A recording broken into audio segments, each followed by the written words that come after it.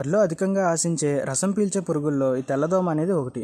ఇది కాడ చిటికలో రసం పీల్చడం వల్ల ఆపర్ బర్న్ అనే మచ్చలు మనం ఆకుల మీద గమనించవచ్చు. అలాగే మొక్కలు గుంపులు గుంపులుగా ఎండిపోయి నష్టం అయితే జరుగుతుంది.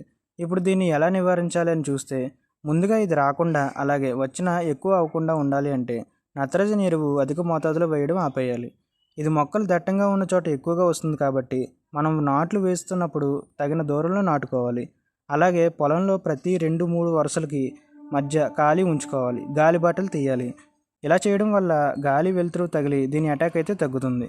ఇంకా రసాయనిక మందుల విషయానికి వస్తే ఇసిపేట్ 1.5 గ్రామ్స్ లీటర్ నీటికి కానీ, ఇమిడాక్లోప్రిడ్ 0.3 ml లీటర్ నీటికి కానీ, థైమిథాక్సమ్ 0.2 గ్రామ్ లీటర్ నీటికి కానీ, ఫిప్రోనిల్ 2 ml లీటర్ నీటికి కానీ కలిపి స్ప్రే చేసుకోవడం వల్ల దీన్ని సమర్థవంతంగా నివారించవచ్చు. ఈ వీడియో నచ్చితే లైక్ చేసి ఛానల్ని సబ్స్క్రైబ్ చేసుకోండి. ఇలాంటి మరిన్ని వీడియోస్ కోసం బెల్ ఐకాన్ని ఆన్లో పెట్టుకోండి.